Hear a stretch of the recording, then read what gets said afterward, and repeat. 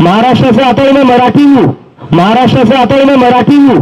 छत्रपति शिवाजी महाराज का अपमान नहीं सहूंगा, पहले बता दे रहा हूं। छत्रपति शिवाजी महाराज का अपमान नहीं सहूंगा, पहले बता दे रहा हूं। वर्दी हटा दीजिए, अपनी वर्दी उतार दीजिए, वर्दी का अपमान मत करिए, छत्रपति शिवाजी महाराज का अपमान मत करिए, और ना ही भगत सिंह का अपमान सहूंगा।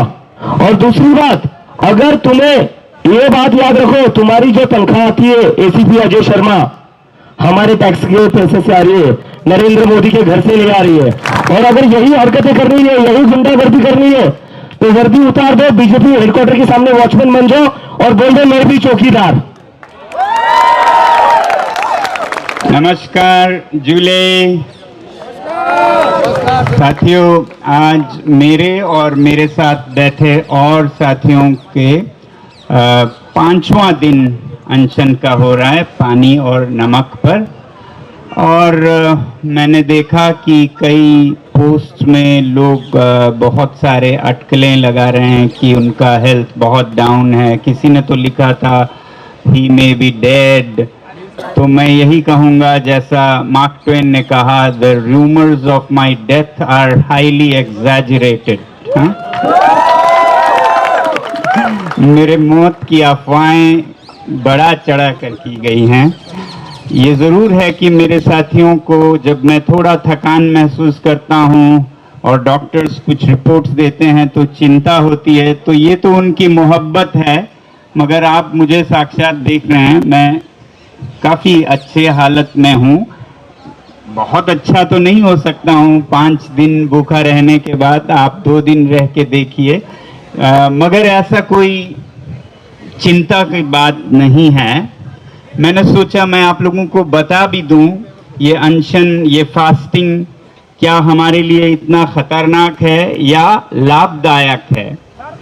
तो खासकर जब जो ये बात निकली वो इससे निकली कि जब मेरे ब्लड टेस्ट किए गए तो उसमें एक तो शुगर लेवल लो आया 60 के करीब, जो कि आम लोगों में 100 के करीब होता है। वो इसलिए कि आप लोग खाना खाते हैं, आपका खाना खासकर कार्बोहाइड्रेट ग्लूकोज में शुगर में बदलता है, तो शुगर हाई होता है, 100 सबके दिमाग में छपा होता है। अब मैं खाना नहीं खा रहा हूं तो वो नहीं होगा, वो कम होगा।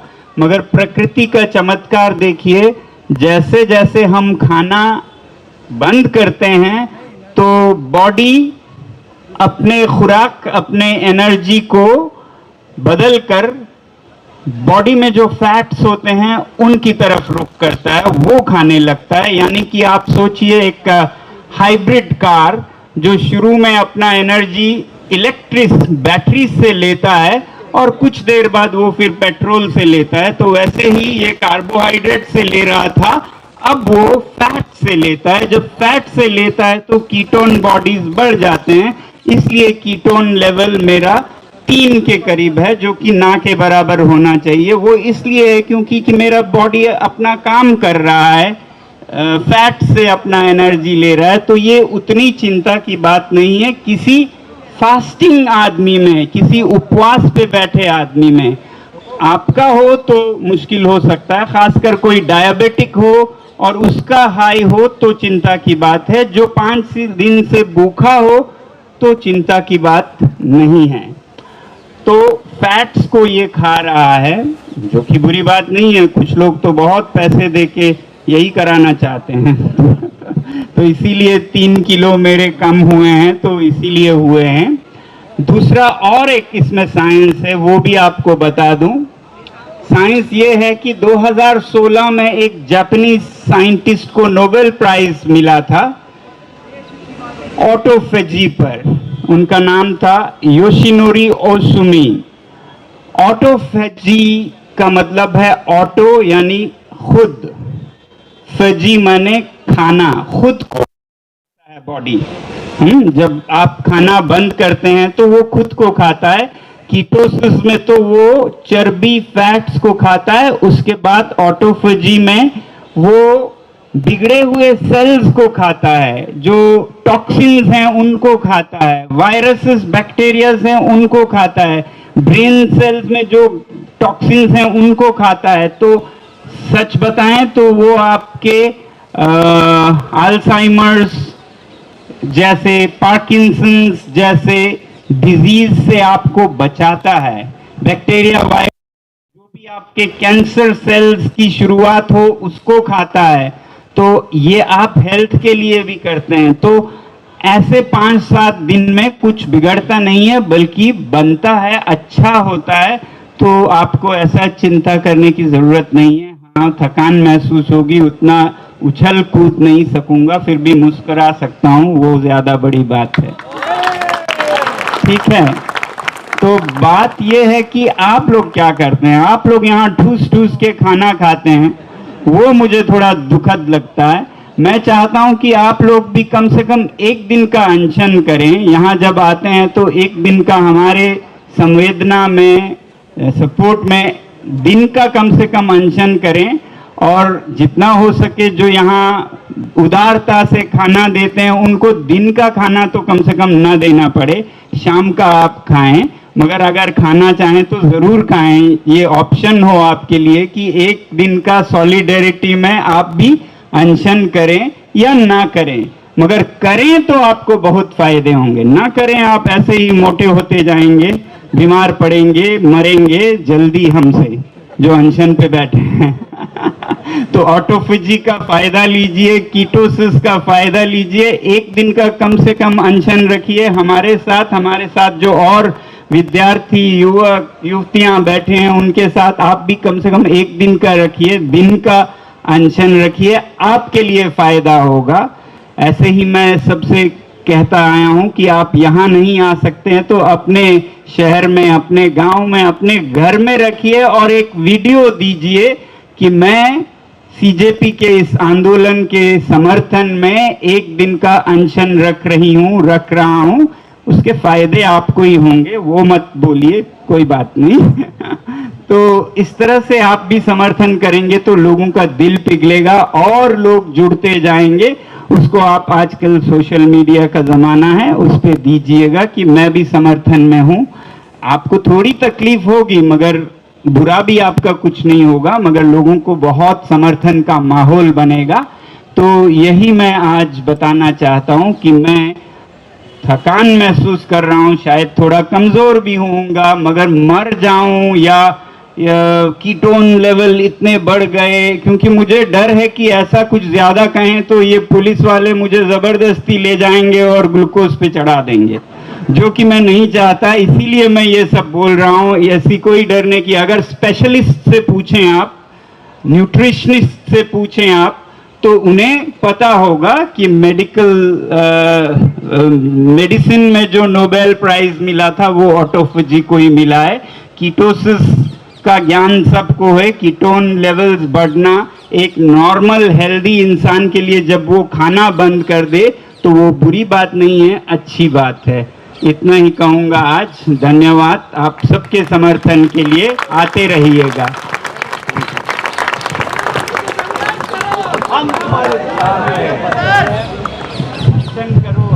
तो सर ने अभी जैसे अपील करी है तो मैं पूछना चाहता हूँ कल कौन कौन एक दिन का अनशन करेगा? हाथ खड़े कर दिए जो। मैं बैठा हूँ सर के साथ कल एक दिन के लिए। कौन कौन अनशन करेगा? मुझे पीछे हाथ नहीं दिख रहे। एक इंसान अपनी जान दांव पर लगा रहा है, हम एक दिन का अनशन तो कर ही सकते हैं सर के सपोर्ट में। तो सारे लोग बैठेंगे ना कल?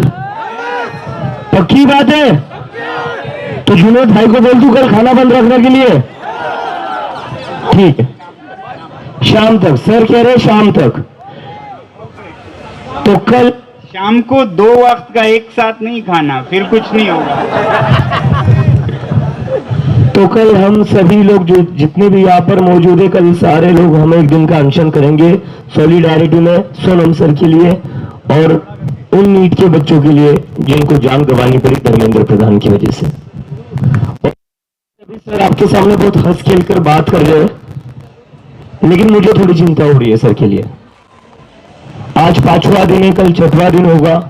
दिन ब दिन सरकार कम होते जा रहा है, शुगर ड्रॉप होते जा रहा है। सर यही बता रहे, लेकिन सर का ब्लड प्रेशर भी काफी कम हो रहा है। सर शुगर का कम होना नॉर्मल है सर, ये सब बता रहे, बट सर जो नहीं बता रहे ये कि इनका ब्लड प्रेशर भी कम हो रहा है। तो मुझे तो सर की काफी चिंता हो रही है सारी टीम को, क्योंकि सर हमारे देश के सबसे बड़े एजुकेशनिस्ट है, साइंटिस्ट है। इन्होंने अपनी जिंदगी में कोई काम किया है तो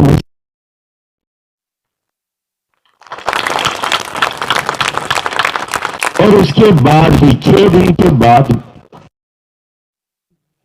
सरकार की तरफ से कोई भी रिस्पांस नहीं है। तो मुझे समझ नहीं आ रहा है सरकार किस चीज का वेट कर रही है। ऑलरेडी इस सरकार के हाथों पर 20 से ज्यादा बच्चों का खून है, 20 से ज्यादा बच्चों को इस सरकार ने मारा है। यहां पर अभी 22-23 से ज्यादा बच्चे ऑलरेडी हंगर स्ट्राइक पर बैठे हुए, सर बैठे हुए हैं, फिर भी सरकार से कोई रिस्पांस नहीं आ रहा है। ये बताता है कि ये सरकार कितनी ज्यादा इनसेंसिटिव हो चुकी है। इस सरकार को कोई वैल्यू नहीं आपकी लाइफ की। बोलिए ना। तो सरकार को कहीं ना कहीं समझना पड़ेगा कि वो और देर नहीं कर सकते। सर की हेल्थ दिन ब दिन खत्म होती जा रही है। तो सरकार से मेरी रिक्वेस्ट है, खास करके मोदी जी से मेरी रिक्वेस्ट है, मेलेडी खिलाना बंद करिए। जो लोग यहाँ पर भूख हड़ताल पर बैठे हैं उनसे आकर मिलिए, उनसे बात करिए, इनका अनशन तुड़वाइए और धर्मेंद्र प्रधान का इस्तीफा लीजिए। मेलेडी खिलाने से देश की समस्याओं का हल नहीं हो सकता। इलेक्शन में झालमुड़ी खाने से देश की समस्याओं का हल नहीं हो सकता। देश की समस्याओं पर तब हल होगा जब जो लोग यहाँ पर भूख हड़ताल पर बैठे, जब आप उनसे बात करोगे, जब उनका अनशन तुड़वाओगे, और ये अनशन तुड़वाने के लिए आपको धर्मेंद्र प्रधान का इस्तीफा दिलवाना पड़ेगा। तो सर के लिए तो मुझे चिंता हो रही है। तो मैं चाहता हूं आप सभी लोग रोज सर के लिए प्रेयर करें। यहाँ पर जितने हमारे स्टूडेंट्स बैठे, साथी बैठे अनशन पर, उनके लिए भी प्रेयर करें। इन सभी साथियों की तबीयत दिन ब दिन खराब होते जा रही है। ये लोग नहीं बता रहे, ये लोग खुद को बहुत स्ट्रांग रख रहे हैं अभी भी, वो they are very strong mentally, but I am worried about their physical health. क्योंकि मैं रोज सुबह जाकर सबसे मिल रहा हूँ, मैं सर से भी बार बार पूछ रहा हूँ, मैं उन लोगों से भी पूछ रहा हूँ। I can see the weakness, मुझे दिख रहा है ये लोगों में बहुत ज्यादा कमजोरी आ रही है। तो सरकार और ज्यादा लेट नहीं कर सकती। मैं सिर्फ ऐड करूं कि मैंने सिर्फ ऑटोफेजी के फायदे बताए, मगर हाँ इनकी बात भी सही है। 5वें दिन नहीं, 10 दिन या 2 हफ्ते से आगे जाए, डिपेंडिंग ऑन आप कितने मोटे हैं, तो फिर जब चर्बी खत्म होने लगे तो फिर मसल्स को खाने लगता है ऑटोफेजी में, और फिर धीरे धीरे आपके दिल को खाएगा, आपके अंतड़ियों को, आपके ऑर्गन्स को खाएगा। तब खतरा जरूर होगा, मगर शुरू में ये एक हेल्थ की तरह भी है। तो अभी हम उस दौर में हैं। तो फैट्स, अब मैं उतना मोटा नहीं हूं बदकिस्मती से, तो इसलिए कुछ और 1 हफ्ता जितने में फैट्स खत्म होते जाएंगे, उसके बाद मसल्स और ऑर्गन्स भी जा सकते हैं। ये जरूर बात है, मगर फिलहाल वो चिंता उतनी नहीं है, आसान नहीं है। मैं फिर कहूँगा, मैं जब यही मुश्किल है, मैं जब हल्का करूं तो ज्यादा ही हल्का हो जाता है, जब मैं कहूं मैं थोड़ा ठीक नहीं हूं तो बहुत दुखी हो जाते हैं। अब तो बिल्कुल हेल्थ खराब हो गया। तो दोनों के बीच में है, आगे जाते हुए ये सीरियस भी हो सकता है, क्योंकि खाने लगता है शरीर अपने आप को, चर्बी के बाद फिर मसल्स को और ऑर्गन्स को। तो प्लीज सर के लिए प्रेयर करिए। जितने लोग यहाँ पर अनशन पर बैठे हैं उनके लिए भी प्रेयर करिए। हम और लोगों की जान खतरे में नहीं डाल सकते। ये सरकार के हाथों पर ऑलरेडी 20 से ज्यादा स्टूडेंट्स का खून है। और अब मैं दूसरी इंपॉर्टेंट बात पर आता हूं, दिल्ली पुलिस। तो दिल्ली पुलिस के जो एसीपी है यहाँ पर अजय शर्मा जी, और जो दूसरे बड़े ही बढ़िया टी शर्ट, ब्लू रंग की बढ़िया टी शर्ट में घूम रहे हैं नीरज साहू जी, ये 2 ऑफिसर्स, इन 2 ऑफिसर्स ने जो करा है बहुत ही शर्मनाक हरकत करी है। मतलब अगर इनको ये ऐसे काम करने, ऐसी गुंडागर्दी करनी है तो इनको वर्दी उतार देनी चाहिए और इन्होंने गुंडागर्दी करनी चाहिए। यहां पर कुछ स्टूडेंट्स ने लाइब्रेरी सेटअप करी थी। उस लाइब्रेरी में कौन सी किताबें थी? उस लाइब्रेरी में किताबें थी छत्रपति शिवाजी महाराज की, उस लाइब्रेरी में किताबें थी भगत सिंह की। तो एसीपी अजय शर्मा और जो ब्लू टी शर्ट में नीरज साहू है ऑफिसर, इन दोनों ने छत्रपति शिवाजी महाराज और भगत सिंह की किताबों को सड़कों पर फेंक दिया। और उसके बाद वो किताबें सड़कों पर फेंकने के बाद जिन बच्चों ने लाइब्रेरी लगाई थी उनको पीटा, और पीटने के बाद कहते तू बड़ा नेता बनेगा क्या, तू कॉकरोच है, तू गंदगी है, तेरे को हम खत्म कर देंगे। ये लैंग्वेज है एसीपी अजय शर्मा की और ऑफिसर नीरज साहू की। अगर हम इसको कनेक्ट करें बीजेपी के प्रेसिडेंट की लैंग्वेज से, कल परसों बीजेपी के प्रेसिडेंट ने कहा था कि जो कॉकरोच है उनको बीजेपी के कार्यकर्ता सबक सिखाएंगे, और आज नीरज साहू और एसीपी अजय शर्मा कहते कॉकरोचों को हम खत्म कर देंगे। तो मैं नीरज साहू और एसीपी अजय शर्मा से पूछना चाहता हूं, कब भाजपा की मेंबरशिप ले लिया आप लोगों ने? नितिन नबी ने तो कहा था ना कि भाजपा के कार्यकर्ता सबक सिखाएंगे, आप लोग वही कर रहे हो, सबक सिखा रहे हो कॉकरोचों को। तो कब मेंबरशिप ले लिया आप लोगों ने? मैं फिर से आप लोगों से कहता हूं, अगर आपको ये गुंडागर्दी करनी है, अगर ये हरकत करनी है, वर्दी हटा दीजिए, अपनी वर्दी उतार दीजिए, वर्दी का अपमान मत करिए, छत्रपति शिवाजी महाराज का अपमान मत करिए। महाराष्ट्र से आता हूं, मैं मराठी हूं, छत्रपति शिवाजी महाराज का अपमान नहीं सहूंगा, पहले बता दे रहा हूं, और ना ही भगत सिंह का अपमान सहूंगा।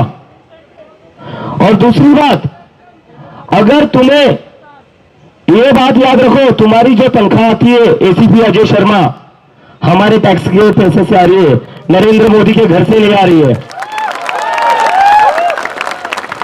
और अगर यही हरकतें करनी है, यही गुंडागर्दी करनी है, तो वर्दी उतार दो, बीजेपी हेडक्वार्टर के सामने वॉचमैन बन जाओ और बोल दो मैं भी चौकीदार। सारे लोगों से मैं रिक्वेस्ट करना चाहता हूं, मुझे लगता है कुछ लोग हैं यहां पर जो जिन्होंने वर्दी पहनी है उनका मानसिक संतुलन थोड़ा हिल गया है, तो उनके लिए सारे लोग कल गुलाब का फूल लेकर और get well soon ACP Ajay Sharma और एसीपी नीरज साहू, इन दोनों को फूल दे दीजिए। क्योंकि मुझे नहीं समझ में आ रहा, जो लोग वर्दी पहन रहे हैं, देश की रक्षा के लिए पहन रहे हैं, हमारी रक्षा के लिए पहन रहे हैं, वो लोगों को किताबों से क्या डर है?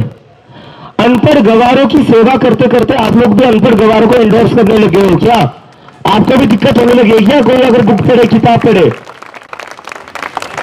कोई अगर भगत सिंह के बारे में पढ़ता है तो आपको दिक्कत क्या है? क्या चाहते हो आप? सावरकर के माफीनामे पढ़े? छत्रपति शिवाजी महाराज की साहस की कहानियां छोड़कर सावरकर के माफीनामे पढ़े? ये चाहते हैं आप? आपकी जो भी विचारधारा होगी अपने यूनिफॉर्म में वो विचारधारा मत लाइए। वर्दी इस देश ने आपको दी, हमने दी है, तो ये हरकत बिल्कुल ना करें और सारे को गुलाब का फूल लेकर आए और पुलिस वालों को भेंट दे। इनका थोड़ा मानसिक संतुलन हिल गया है। Thank you.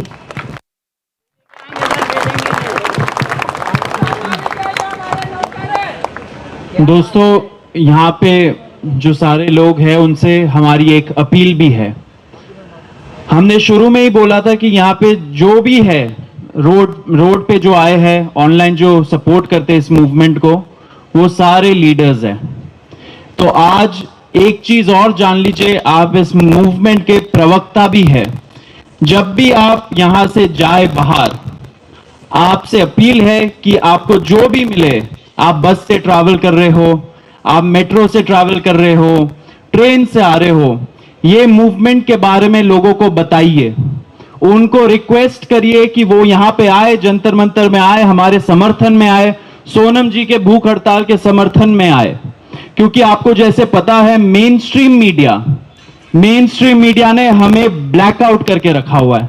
कोई मेन स्ट्रीम चैनल हमें दिखा नहीं रहा है। लेकिन ये आपका सपोर्ट है, यहाँ पे यूट्यूबर्स का सपोर्ट है, कंटेंट क्रिएटर्स का सपोर्ट है, जिसके वजह से ये मूवमेंट चल रहा है एंड इतने तादाद पे लोग रोज जुड़ रहे हैं। लेकिन आप सारे लोग प्रवक्ता बनिए। आप इस मूवमेंट के बारे में बाहर आप सीपी जाएंगे, वहां पे बोलिए, वहां पे लोगों को समझाइए क्या हो रहा है जंतर मंतर में। History is being created in Jantar Mantar. उनको बोलिए कि हिस्ट्री में शामिल हो, क्योंकि ये देश का सबसे बड़ा सर्विस हो रहा है, क्योंकि युवा रोड पे बाहर आ रहा है, एक बेटर ब्राइटर इंडिया मांग रहा है। तो यहां पे बहुत सारे लोग आपको मिलेंगे बाहर जिनको पता ही नहीं है जंतर मंतर में कुछ हो रहा है। तो ये आपका अधिकार बनता है, आपका ड्यूटी बनता है कि आप सारे लोग इस मूवमेंट के प्रवक्ता बने और लोगों को बुलाए और हमें हमारा साथ दे, उनको एनकरेज करिए। तो यही मेरा अपील है। लोग जो ऑनलाइन भी देख रहे हैं, अपने घरों में देख रहे हैं, यहाँ पे बहुत दूसरे शहरों से लोग आ रहे हैं एंड कुछ लोग कुछ दिन यहाँ पे बिता के अपना शहर वापस लौट जाते हैं, गांव वापस लौट जाते हैं। वहां भी जाके इस मूवमेंट के बारे में आप प्रवक्ता के तरह स्प्रेड करिए, ये मूवमेंट में क्या हो रहा है, एंड वहां से लोगों को एनकरेज करिए कि दिल्ली आए, दिल्ली चलो हमारा नारा था। वहां जाके आप बोलिए दिल्ली चलो, दिल्ली जाओ। तो ये हम सबका ड्यूटी बनता है कि इस हिस्टोरिक मूवमेंट के बारे में हम सारे लोग एक प्रवक्ता के तरह इसको आगे लेके जाए एंड वर्ड स्प्रेड करें। क्या आप लोग करेंगे? करेंगे?